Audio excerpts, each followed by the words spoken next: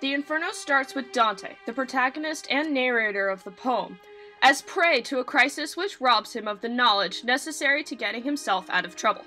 All of a sudden, Virgil appears and brings him into the Inferno to give him a tour. The amount of time that Dante is in hell corresponds to the same amount of time that Christ took to be resurrected. We find out that there are 9 layers to the Inferno, all created when Lucifer fell from heaven. The first layer includes the souls who came before the time of God, and they are punished by being deprived of the sight of God. In the second layer, the lustful are buffered by stormy winds. In the third, the gluttonous wallow in mud while a fetid rain drenches them. In the fourth, the avaricious and prodigal roll weights around the perimeter of a circle. In the fifth layer, the wrathful repeatedly attack each other. In the sixth, those who didn't believe in the immortal soul are burned alive. In the seventh, the violent are either submerged in boiling blood, transformed into trees, or lie in burning sand under a rain of fire. In the eighth layer, the deceivers are either submerged in excrement, the soles of their feet are burning, or have backwards heads. In the ninth, the traitors are frozen either by themselves or to each other. Lucifer is chewing Judas, Brutus, and Cassius in his 3 mouths while he cries himself frozen. The Florentines abundantly populate hell, especially the people who had Dante exiled. The Inferno reveals the tragically self-destructive nature of the culture of desire. Florence. The second part of the Divine Comedy takes place on Mount Purgatorio, right outside Jerusalem. To reach it requires human effort and superhuman support. This is Dante's most original creation, for hell and paradise were already well established in medieval times. It is called Purgatory because ordinary souls can be purged of their remaining sins and move on to heaven. Between the 2 walls on the mountain are 7 towers for the 7 deadly sins.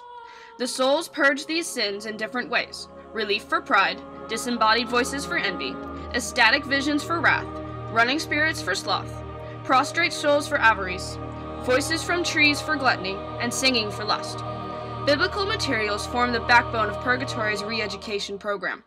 Dante's guide, Virgil, is out of his depths in Purgatory, so he repeatedly appeals to the sun, God, for assistance, for without the sun there is no forward motion.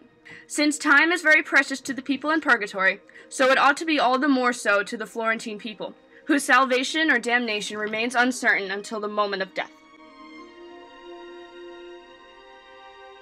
At this point in the poem, Virgil is left behind because he cannot go into heaven, so Dante's love Beatrice takes over.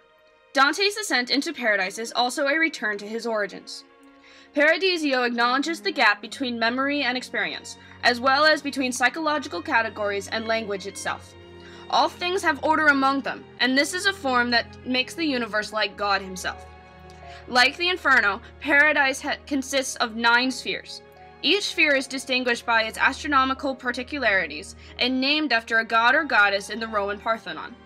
Angels move the spheres around Impreme, the heaven of pure light where God and the blessed live. Biblical figures and unintended victims of the war in Florence populate paradise, where they do not repent their sins but live without them. Dante's question on how the souls appear in the spheres and yet are in the Impreme recalls a persistent theological debate about how Christ can be both in heaven and present in the concentrated host. Dante uses this portion of the comedy to put conflicting viewpoints to rest in his eyes. And that is the Divine Comedy.